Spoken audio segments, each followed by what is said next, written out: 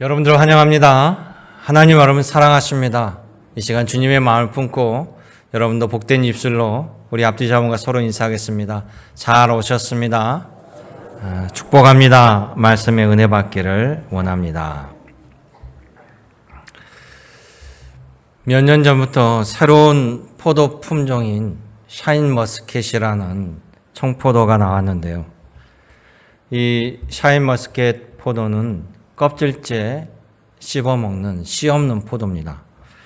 당도가 일반 포도보다 한 5배 이상 높고요. 또 물론 가격도 비싸죠. 그런데 한 번 먹으면 다른 포도는 못 먹습니다.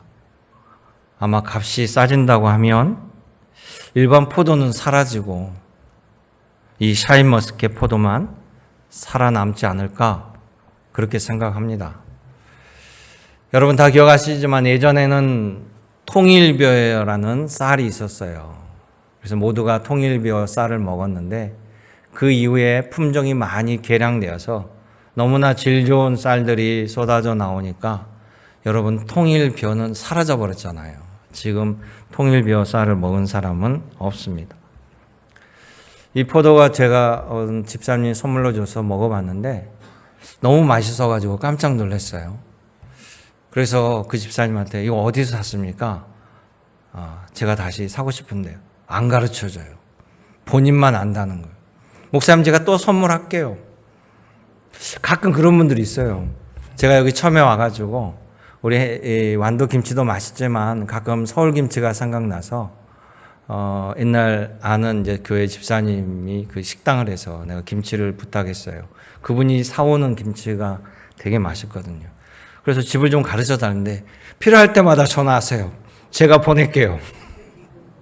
그래서 아니 부담스러우니까 가르쳐 달라 그랬더니 그래야 저도 목사님 전화라도 한 통 받죠. 제가 보내드릴 테니까. 이 소스를 안 가르쳐 줘요. 그런데 이 샤인머스켓 제가 한번 찾아봤더니 이게 일본에서 개발된 품종이더라고요. 2종 교배를 해가지고 1988년도에 개발을 해가지고 2006년도에 우리나라 한 업자가 일본에서 정식으로 종자를 사 들여와서 재배해서 시중에 내놓은 겁니다.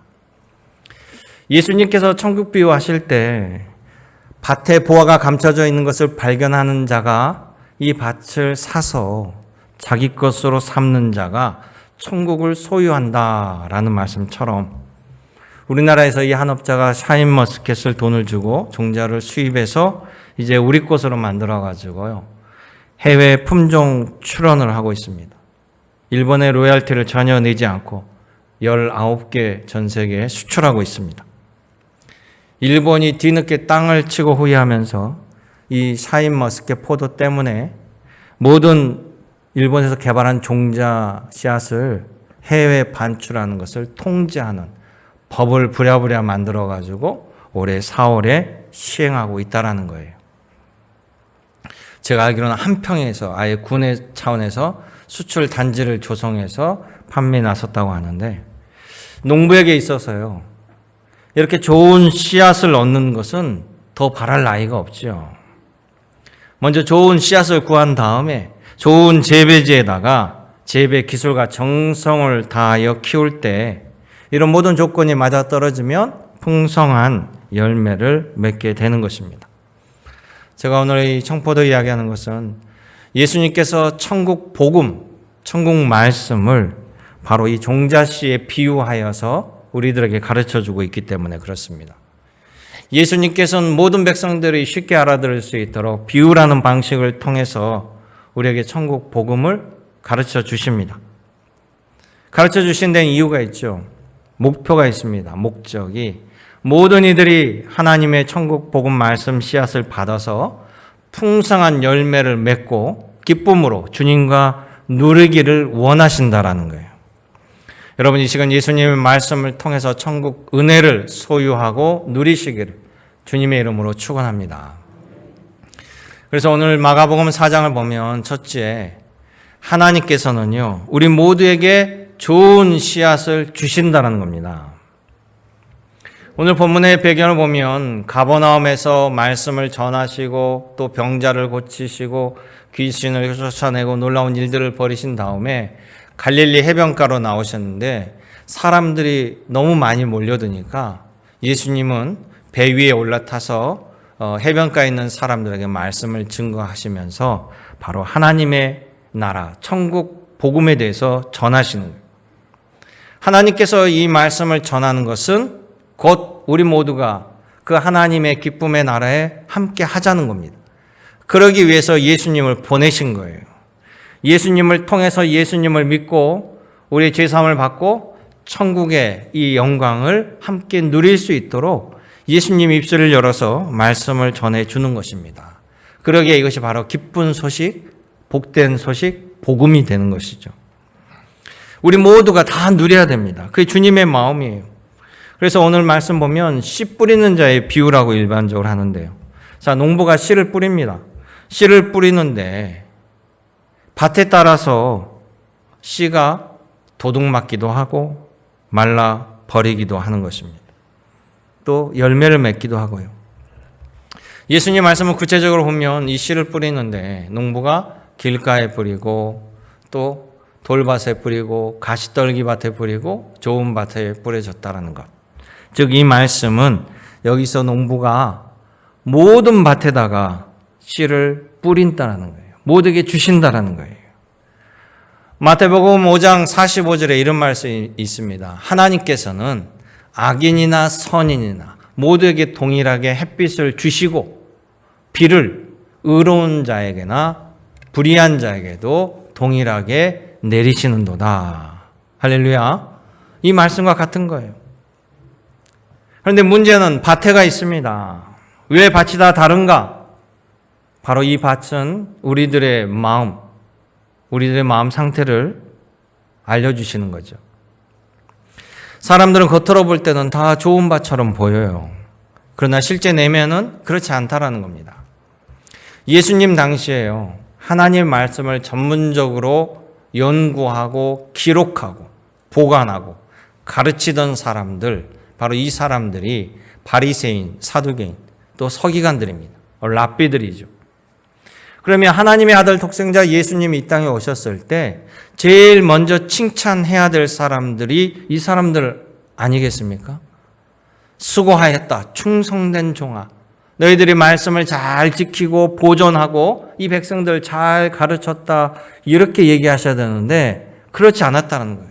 오히려 그들에게 너희가 성경을 율법을 오해하는 거로 하나님을 오해하였다. 너희들이 잘못된 가르침으로 백성들에게 옥을 죄고 있다.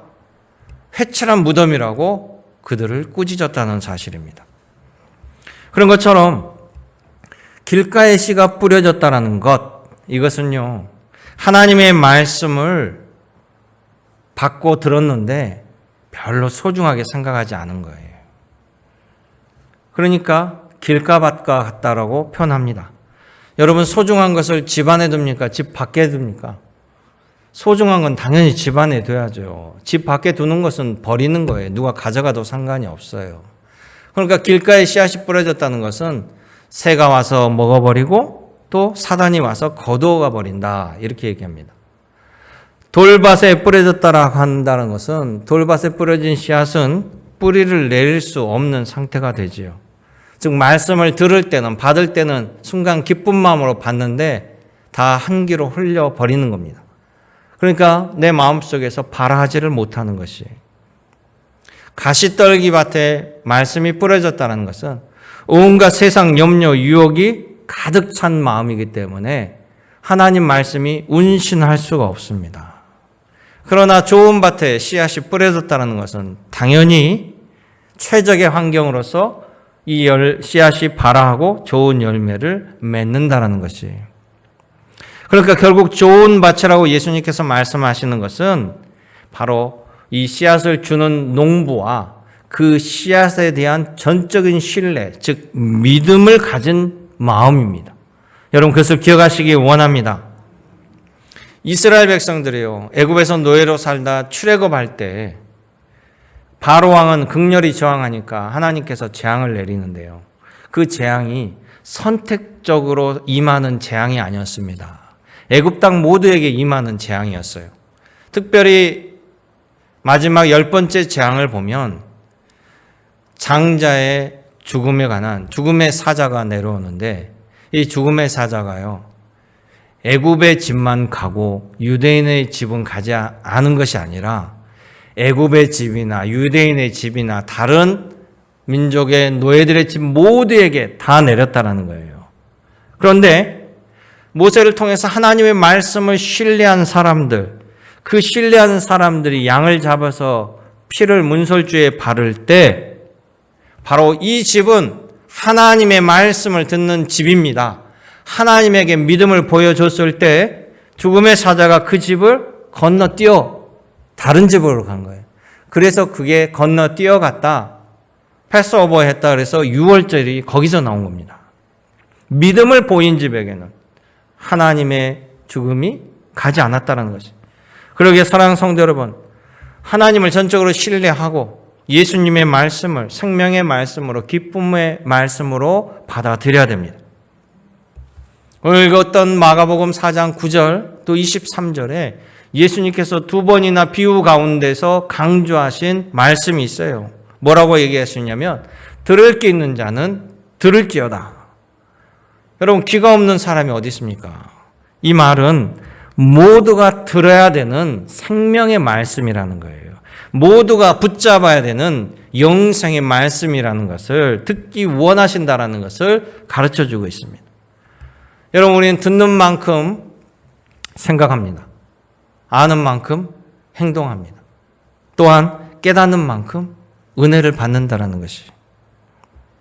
한 여인이 너무나 굶주려서 하나님 앞에 나아가서 기도하면서 하나님의 사람 엘리사 선지자에게 도와달라고 간구합니다. 엘리사 선지자는 그 여인을 불쌍히 여겨서 가지고 있는 것이 무엇이냐? 저희 집에는 기름 한 병밖에, 매우 작은 한 병밖에 없습니다. 근데 이 기름을 팔면 돈이 되거든요. 그러니까 엘리사 선지자가 당장 다른 집에 가서 빈 그릇을 빌려올 수 있는 대로 빌려와라. 자세한 설명하지 아니하고 그렇게 합니다. 지금 엘리사 선지자에게 도와달라고, 하나님의 이름으로 도와달라고 온 여인에게 그렇게 얘기하니까 이 여인이 엘리사 선지자의 말을 하나님의 말씀으로 순종하고 나가서 빈 그릇을 채웁니다. 그 빈 그릇에 엘리사 선지자가 그 집에 남은 기름 한 병을 부으니까 5병 이후의 기적이 역사하는 거예요. 거기 모든 빈 그릇이 다 채워지는 은혜를 입었다는 것입니다. 그러기에 오늘 여러분, 주님의 말씀을 듣는 것이 축복입니다.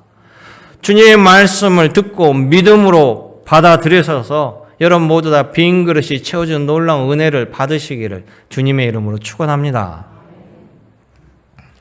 두 번째 말씀은 하나님께서 주신 이 좋은 씨앗은요, 믿음으로 심으면 반드시 복된 열매를 거두게 된다는 거예요.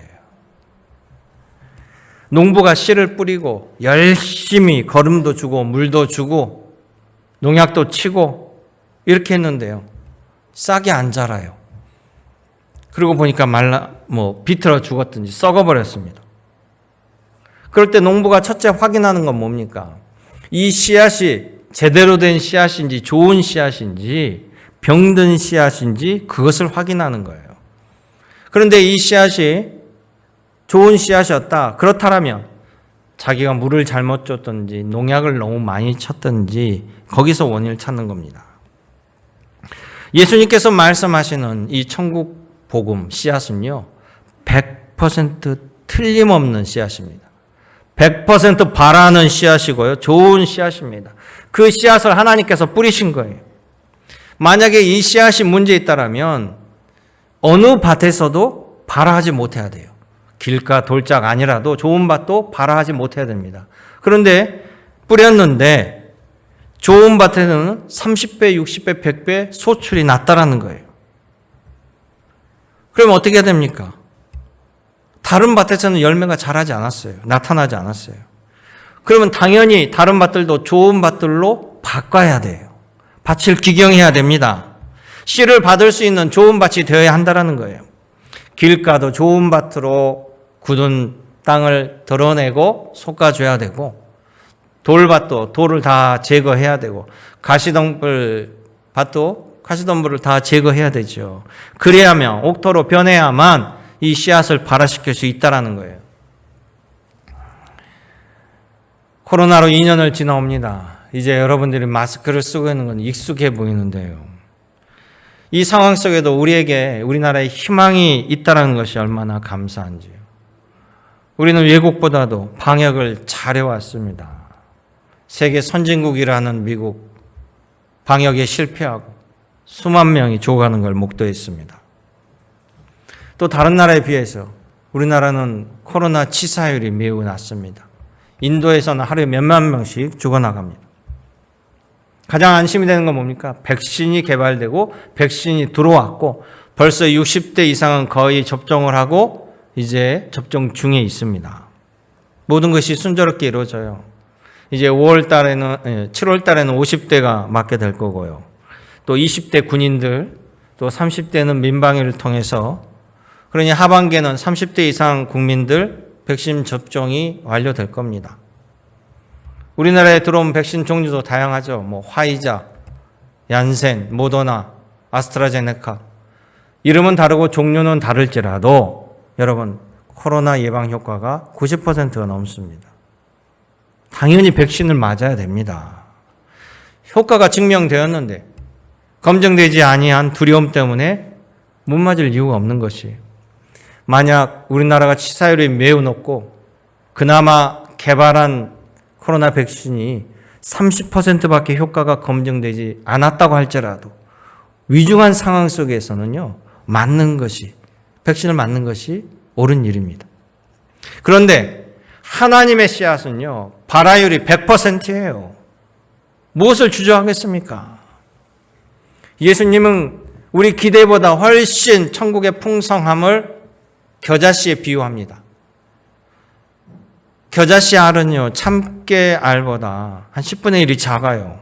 그런데 그것이 심겨졌을 때 몇십 배, 몇백 배 풍성한 나무로 자라게 된다는 것처럼 하나님의 이 말씀을 믿고 소유하고 그 말씀에 따라가면 우리의 상상을 초월하는 풍성한 하나님의 나라를 만나게 될 것이다. 이것을 주님이 말씀해 주고 계십니다. 예수님의 족보를 보면 예수님의 족보 가운데 이방 여인이 4사람 정도 나오는데요. 그 이방 여인들은 유대인들이 아닙니다. 처음에 하나님을 몰랐고 율법도 몰랐습니다. 그런데 그들이 하나님을 영접하고 하나님을 믿고 풍성한 은혜를 받은 그 대표적인 사람이 룻이라는 여인이에요. 이 룻은 다윗 왕의 증조 할머니입니다. 룻은 유대인이 아니고 모압 여인이에요. 이 나옴이라는 여인이, 이스라엘 여인이, 유대인이 두 아들이 있었는데 모압 지방으로 이사를 와요. 다른 민족, 다른 나라입니다. 이 모압으로 이사를 와서 두 아들이 결혼을 하면서 모압 여인을 아내로 맞이합니다. 오르바와 룻입니다. 그런데 이 두 아들이 먼저 세상을 떠난 거예요. 그러니 시어머니도 과부였는데 두 며느리도 과부, 세 과부가 살아가는데 먹고 살 것이 없습니다. 너무나 굶주리고 그 당시에 여인들이 일하는 것이 할 수 있는 일이 없어서, 그래서 결국 이 시어머니 나오미는 오르바와 룻과 함께 상의를 해서 내 고향 이스라엘로 돌아가려고 한다. 그곳에 가면 내 친척도 있으니 거기에 어떻게 좀 기대해 보면서 살아보려고 한다. 그러니 너희들은 너희 고향집으로 돌아가라. 이렇게 얘기합니다. 그때 오르바는 알겠습니다 하고 바로 자기의 고향 땅으로 돌아가지만 룻은 다릅니다. 룻은 아닙니다. 이미 어머니는 내 어머니입니다. 어머니가 어디를 가시든 나는 함께 가겠습니다. 어머니가 섬기신 하나님을 내 하나님으로 섬기겠습니다. 이미 이 며느리들은 시어머니를 통해서, 남편을 통해서 신앙을 잘 알고 있고 하나님을 잘 알고 그분들의 신앙이 어떻다는 걸 잘 알고 있죠. 그래서 이 롯은 어머니를 따라서 이스라엘 돌아갔고 또 어머니를 복양하기 위해서 시어머니의 친척인 이 보아스의 집에 가서 이삭을 줍습니다. 그러다가 이 시어머니를 통해서 보아스랑 결혼을 하게 되고 아들을 낳고 그 아들의 자손이 바로 다윗이에요. 그런데 1997년도 이스라엘에서 발표한 논문을 보니까 고대 유대인들의 랍비의 문헌 중에 오르바에 관련된 기록을 발견한 거예요. 이 오르바의 기록을 보니까 오르바는 자기 고향에서 이제 고향 땅으로 모압으로 돌아가서 재혼을 해요. 그래가지고 재혼을 했는데 아이를 낳습니다. 그 아이들이 블레셋 거인들이라고 하는 아이들이에요. 그 자손 중에 바로 손자 중에 골리앗이 태어난 겁니다. 오르바와 룻은 동서지간이 두 손자들이 바로 다윗과 골리앗이 되는 겁니다. 한 사람은 하나님을 선택하여 다윗의 조상이 된 룻, 시어머니를 떠나 모압 땅으로 돌아가 골리앗의 조상이 된 오르바, 둘의 운명은 갈렸습니다. 바로 하나님의 계보에 오르는 영광에 오르는 룻이 되었고 오르바는 바로 그 우선 하나님의 이름으로 서 있는 다윗과 대결하는 그리고 패배하는 골리앗의 조상이 된 것입니다. 사랑하는 성도 여러분, 그러게 하나님의 씨앗을 붙잡는 자는요 반드시 좋은 열매를 얻게 됩니다. 그것이 하나님이 우리에게 주신 말씀이에요. 그것이 예수님께서 우리에게 입증해 준 말씀입니다. 하나님께서는 여러분 모두가 복된 열매를 거두라고 예수님을 보내셔서 천국 씨앗을 뿌려 주신 거예요. 여러분 모두가 좋은 밭이 되셔서 풍성한 열매를 거두기를 주님의 이름으로 축원합니다. 마지막 말씀은 하나님은 우리들에게 천국 씨앗으로 열매를 추수하여서 기쁨으로 주님과 함께 누리게 하여 주신다라는 거예요. 여러분 열심히 일하고 열심히 고생해서 열매를 다 수확했는데 하나도 누리지 못한다면 너무나 억울하잖아요. 예수님은 본문에 보면 하루 종일 이 천국 복음에 대해서 여러 가지 다양한 비유의 방식을 들어서 가르치십니다. 마가복음 4장 33절에 보면 이렇게 나와요. 그들이 알아들을 수 있는 대로 말씀을 비유로 가르치시고 해석해 주셨습니다. 라고 기록하고 있어요. 그렇게 말씀을 가르치고 날이 저물어 가니까 예수님께서 지금 배에 타셔서 무리들에게 말씀을 증거하다가 이제 흩어지면서 제자들에게 나와 함께 이 갈릴리 호수 건너편으로 가자. 그래서 배를 타고 건너가는 것이 바로 4장 35절 이하에 나오는 장면이에요. 우리가 읽지는 않았지만 예수님은 배를 타고 가시는데 하루 종일 가르치시느라고 너무 피곤하셨는지 배 뒤편 고물에서 주무시고 계셨어요. 갈릴리 호수를 예수님을 태우고 배가 가는데 갑자기 돌풍과 풍랑이 일어납니다. 배가 요동을 칩니다. 파고가 높아지면서 물이 배에 들어옵니다. 그러니까 제자들이 당황해요. 제자들이 두려워합니다. 예수님의 제자들은 어부잖아요. 바로 갈릴리 바다에서 물고기를 잡는 어부들이에요. 그 바다를, 그 호수를 잘 아는 이들까지도 두려워 떨 정도면 아마 바람이, 풍랑이 대단했나 봐요. 제자들은 다급히 예수님을 깨웁니다. 그런데 본문을 보니까 이들이요, 예수님을 안전하게 모시고자 깨운 것이 아니라 예수님께 비난하고 있어요. 왜 그러냐면 35절에 보면 예수님께서 먼저 제자들에게 자, 배를 같이 타고 건너편으로 가자라고 말씀했어요.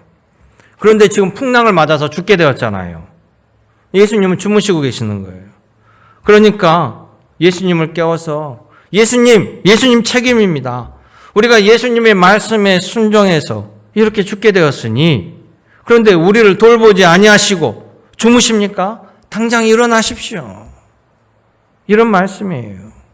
38절 말씀 보시기 바랍니다. 예수께서 고물에서 베개를 베고 주무시더니 제자들이 깨우며 이르되 선생님이여 우리가 죽게 된 것을 돌보지 아니하시나이까. 아멘. 여러분, 우리 신앙생활에 얼마나 그런 일들이 많이 있어요. 내가 하나님을 열심히 믿고 예배를 새벽부터 모든 예배 열심히 다녔습니다. 그러면 하나님이 축복해 주겠지, 복 주겠지, 안 되는 사업도 풀리겠지, 가진 마음과 기대를 가지고 열심히 했는데 어려움이 닥쳐와요. 아니, 교회 안 다닐 때는 이런 어려움까지는 없었는데 교회 나오기 시작하니까 어려움이 더 있네? 이 전도하는 사람들 나한테 거짓말을 했네? 그래가지고 실망하고 떠나버리는 거예요. 우리는 그런 일들이 비일비재합니다. 그리고 하나님께 원망합니다. 왜 하나님, 다른 사람들은 간증을 통해서 잘도 도와주시던데 왜 저는 안 도와주시는 거예요? 예수님을 흔들어 깨우니까 예수님께서요, 일어나셔서 말씀 한마디에 세상에 풍랑이 잠잠해져. 바다가 고요해지는 거예요. 그 순간 제자들이 깜짝 놀랍니다. 예수님을 통해서 하나님의 능력을 보게 된 거죠. 그러면서 제자들이 도대체 이분이 누구시간데 바다도 잠잠하게 되고 풍랑도 바람도 순종하는가? 그때 예수님께서 제자들에게 하신 말씀이 있어요. 곧 저와 여러분에게 주신 말씀이 40절의 말씀입니다. 같이 읽어보도록 할게요. 이에 제자들에게 이르시되 어찌하여 이렇게 무서워하느냐? 너희가 어찌 믿음이 없느냐 하시니. 아멘. 결국 핵심 뭡니까? 믿음이 있어야 된다는 거예요. 믿음이. 결국 우리들의 신앙이란 믿음이 없으면 모든 것이 다 무너져 내립니다. 씨 뿌리는 비유도요, 하나님을 믿고 하나님이 뿌린 씨앗이 반드시 그렇게 되리라는 믿음의 밭이 됐을 때 열매를 거둘 수 있다는 거예요. 그것도 30배, 60배, 100배입니다. 하나님을 믿어야만, 하나님의 말씀을 신뢰할 수 있고 하나님의 약속을 신뢰해야만 하나님의 약속으로 오신 예수님을 영접하게 되는 거예요. 또 예수님의 말씀, 하나님의 말씀으로 받아들이고 이것을 굳게 신뢰하면 어떤 어려움이 와도 누구도 그 믿음을 빼앗아갈 수 없는 것입니다. 잘하는 과정은 우리가 알 수 없으되 하나님께서는 그 모든 것을 주관하시는 거예요. 잘하시게 하시는 이는 하나님이시다. 하나님께서 그 열매를 거두게 하신다는 거예요. 그리고 열매를 거둬서 결국 궁극적으로는 여러분 모두가 기쁨을 누리라는 것입니다. 이 풍랑 속에요, 제자들은 예수님과 함께 있었는데 매우 두려워했잖아요. 예수님과 함께 있었는데 풍랑이 왔습니다. 죽을 것 같은 풍랑이 왔어요. 그런데 그들 가운데 누구 하나 머리털 하나 상하지 아니하고 고통당한 사람 없습니다. 죽은 사람 없습니다. 왜 그렇습니까? 바로 그 자리에 예수님이 함께 하셨기 때문에 그렇습니다. 우리는 주님이 함께 하시기 때문에 누릴 수 있고 즐길 수 있는 거예요. 하나님이 늘 하시는 말씀이 뭡니까? 내가 너와 함께 하리라. 내가 너와 함께 가리라. 내가 너희를 고아처럼 버려두지 아니하고 내 눈과 내 귀가 너와 함께 하리라. 할렐루야. 주님의 말씀이에요. 이 씨 뿌리는 자의 비유를 오전에 가르쳐 주시고 이 배를 타고 가면서 그들은 뭡니까? 주님의 말씀을 직접 체험하게 되는 거예요. 예수님이 우리 가운데 함께 계시니 결국에는 주님의 풍랑도 다 멈추게 하시고 열매를, 평안의 열매를, 생명의 안전의 열매를 누리게 됨을 보여주시는 겁니다. 그러게 여러분 주님과 함께하면 여러분 결국 하나님이 예비하신 복을 받게 되는 거예요. 욥기를 보면요, 욥은 늘 하나님을 경외하는 사람입니다. 하나님을 경외한다는 것은 하나님을 전적으로 믿고 신뢰하고 의지한다는 것이죠. 그러니까 그에게 하나님이 늘 함께 하셨습니다. 그런데 사단이 욥의 믿음을 의심합니다. 하나님께 얘기합니다. 하나님, 사람들이 잘 될 때 열심히 하는 그 믿음을 보이는 것 같지만 어려움을 당하면요, 그렇지 않습니다. 하나님께서 욥을 사랑하셔서 특별히 복과 은혜를 채워주셔서 욥이 지금은 하나님을 잘 믿는 것처럼 보이지만 어려움이 닥치면 하나님 배신하고 떠날걸요? 이럽니다. 제가 시험해 볼까요? 그런데 하나님은 욥을 믿었습니다. 사단은 욥을 시험합니다. 욥이 나라까지 떨어집니다. 욥이 가진 모든 게 다 사라져버리고 자녀도 죽게 되고 사건 사고에 온몸에 질병까지 듭니다. 그런데 욥은 끝까지 믿음을 저버리지 않았어요. 사단이 실패합니다. 사단은 욥에게 모든 재산, 물질적인 것, 가진 것들, 유무형의 것을 다 빼앗아 갔지만 욥의 믿음만은 건들 수가 없었어요. 그 욥의 믿음 때문에 사단은 실패했습니다. 믿음을 증명받은 욥은 하나님께서 갑절의 은혜로 채워주셨다는 사실이에요. 여러분, 이것이 바로 최후 승리입니다. 끝이 아름다워야 됩니다. 마지막이 복되어야 된다는 것이 최후 승리라는 것. 하나님과 함께 하나님이 준비한 영원한 복을 누리는 것입니다. 여러분 가운데 혹시 고난 가운데 또 말할 수 없는 참담한 가운데 어려움 속에 있거든 이 욥의 믿음을 바로 자신의 믿음으로 삼기를 원합니다. 하나님께서 반드시 그 믿음을 보시고 갑절의 은혜로 채워주실 줄로 믿습니다. 하나님께서 씨를 뿌리고 천국 복음을 우리에게 주시는 것은요, 천국 잔치를 주님이 준비하셔서 우리 보고 누리라고 부르시는 거예요. 우리를 불러서 와서 일하라고 종으로 부르는 것이 아니라 그 천국 잔치에 누리고 즐기고 평안을 얻으라고 부르셨다는 사실이에요.